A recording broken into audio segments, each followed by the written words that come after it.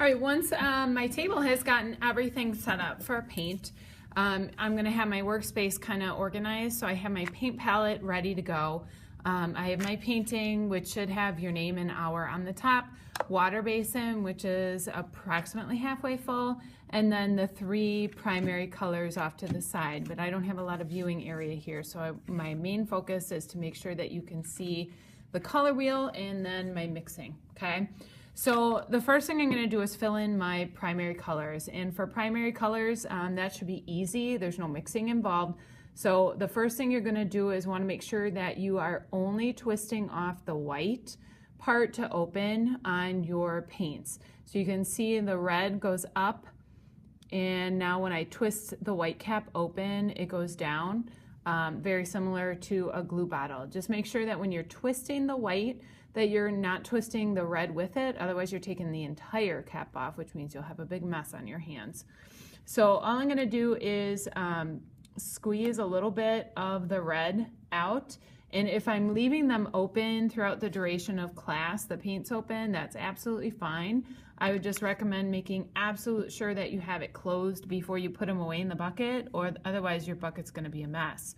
So I'm just gonna take some red from my palette, and I'm just gonna paint it right in over the red area labeled on my color wheel, okay? One thing I'm gonna do is work on practicing with a paintbrush. So I'm gonna hold it like I hold a regular pencil or pen, and I'm gonna be holding it on, so my hand's actually resting like right on the edge here of what's called the ferrule of your brush. So it's that metal part.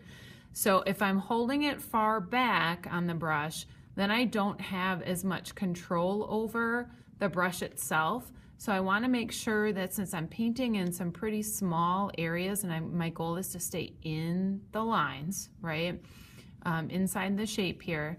So I definitely want to have some pretty good control over that brush.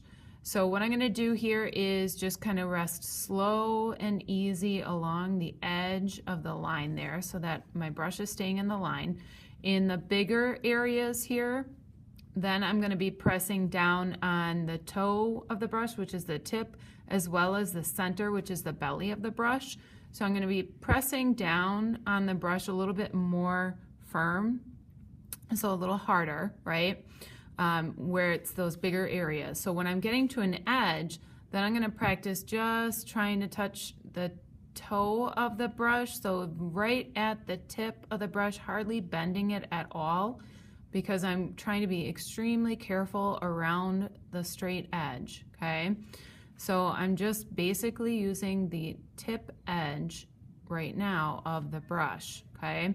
I get a little bit faster and bend the brush a little bit more to use the toe and the belly when I know I'm in a larger spot, not real close to an edge. Okay, so this is just using basic brush control and back and forth kind of lines with my brush, otherwise swiping in one direction with that brush. So either back and forth or kind of a swipe back and forth, or a swipe in one direction, okay? And so now I've got my red completely filled. I did a fairly decent job of staying in the lines. All right, so at this point, we're going to pretend that we have all three primaries filled in, and because that should be your first task. So then I'm going to pick a section between the primaries. So there's three sections that get filled in. So I have either my oranges or my purples or my greens down here. So I'm going to work from my oranges first, okay? So I should have some of each color already in my palette. So I have a little bit of red, a little bit of yellow, and now just a little bit of blue. And you're gonna notice I hardly use any at all, okay? So just a little bit of each. Now my brush currently has red on it from using it for the red itself. So I'm gonna just take a little bit of the red and put it inside another new spot. And then I'm going to be using my water basin to wash off my brush for the first time. So my water's nice and clear. I'm going to use the graded side.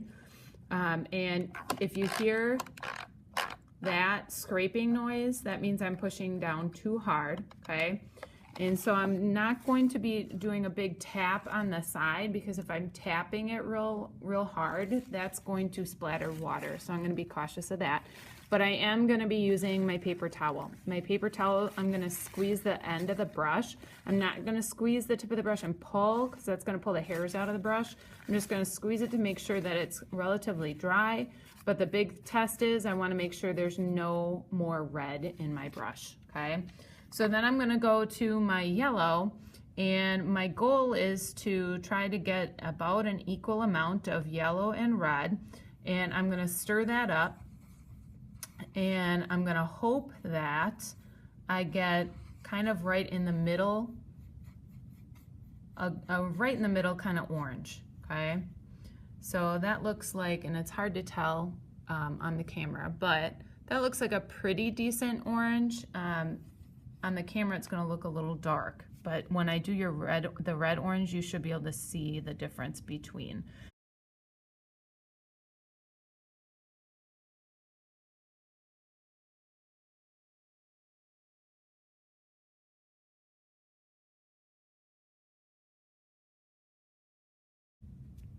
Okay, so now I have my orange completely done.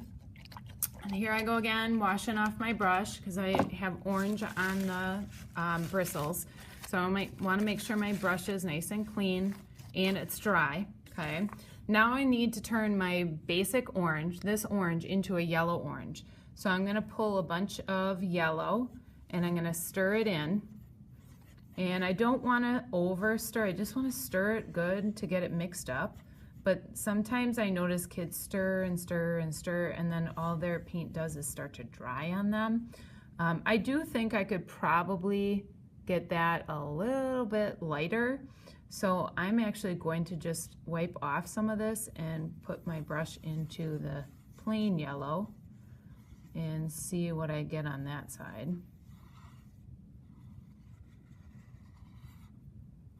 Now this to me looks like a better yellow orange.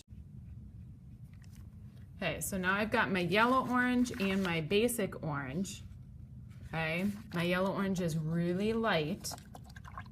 Sometimes your yellow orange might not be that light. That's okay, as long as it ends up being lighter than your regular orange.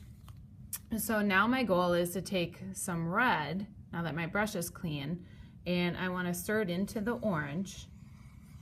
And red orange is sometimes a hard color to see because it's going to look pretty dark like a basic red.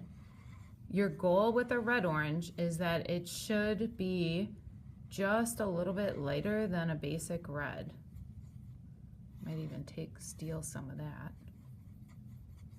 Now that's looking better like a regular red orange. Okay, so now I've got my red orange, a little bit lighter than the red, my regular orange, and my yellow orange. So you should be able to see the difference between all three of those colors, right? So we have a light, a medium, and a dark, okay? Now I'm going to go ahead and start working on either my purples or my greens, doing the exact same thing.